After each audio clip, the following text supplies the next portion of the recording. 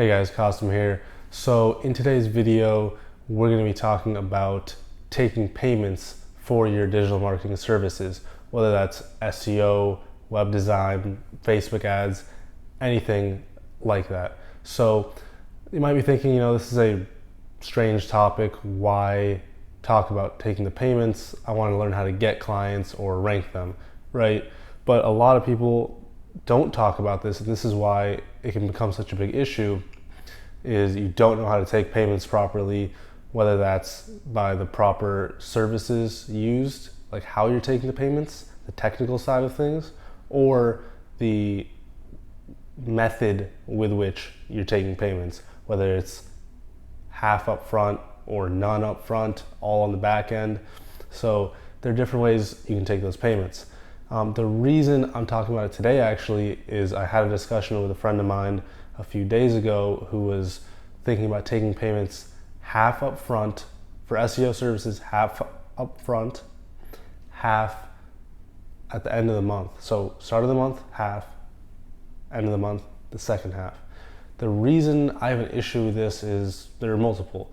So first off, you are doing work at the start, right? You have work that you have to do. You're putting in your time, you're putting in your money as well, or the client's money. But in this case, if you're getting half up front, you're putting in the client's money, and that may be all of the client's money. 50% margin would be pretty solid. Although in SEO, you can get up to like those 80-90% margins as well. But when you're buying links, it could be $200 you spend on links, and say you got $500 up front for a $1,000 a month client. That's already 40% of your money gone, $200 out of the $500. So you can see how if you are putting your own time in there, and then you're maybe paying a VA a little bit to do some lead generation, whatever it may be, or finding sites for you to guest post on, or you're paying for some PBN links, all that can add up. You're maybe buying articles for those guest posts as well if you're getting guest posts made or building those. So if for some reason the client doesn't pay you at the end of the month, then you're out of luck. You've just put in that time, put in that effort, and put in your own money or part of the client's, the budget that you allocated. Now that you've spent, say, $300 out of that $500, right, after you did all the month's work, now you have $200 that you have profit, but is that really as much profit as you should have gotten? That should have been $500 more than that $200 that you have as profit. And how much did you work for $200? So kind of it puts that into context, as well as how much money it took you to land that client. You might be in the red at that point, because lead generation and landing clients can cost a pretty penny. So hopefully that makes sense for you on that end. Secondly, just chasing the client down for payment itself, it's going to be a hassle a lot of the times, and I've dealt with this in the past when I first started my agency, and I know friends currently dealing with this and who have dealt with it as well in the past. So like if you're separating payments out twice a month, right? So a lot of you guys know already how much of a hassle it is to collect payments if you don't have automatic payment systems set up already. How much, at the start of the month you have to send out 10 emails to all your clients if saying, hey, here's the invoice, and then more emails a week later, they haven't paid, 2 weeks later, they haven't paid. Sometimes they don't pay and then you lost a client, right? Or sometimes they pay 2 weeks later and it's just the hassle of not knowing and having to contact them and reach out to them, and then pausing the work on their campaign because they haven't paid, and that's a whole headache in its own. So making yourself do double the kind of work on that end, taking 2 payments per month versus 1, it'll save you a lot of time just doing 1.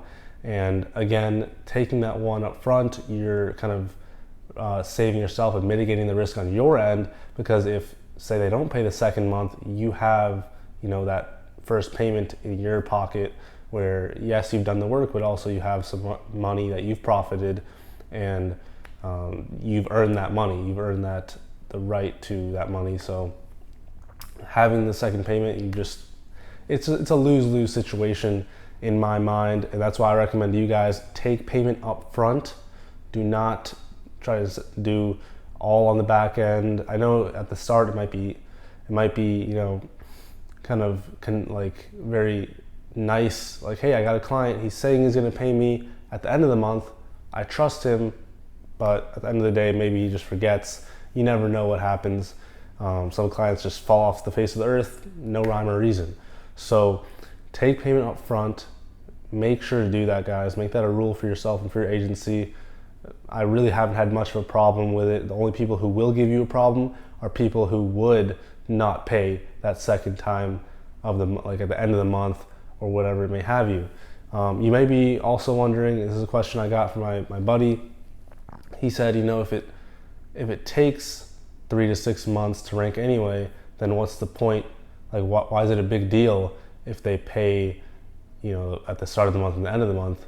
They're like, you're explaining that to the client, so they should know that, and there shouldn't be any issue with payments. Well, in a vacuum, yes, maybe that could be the case, but also for that, it kind of goes two ways.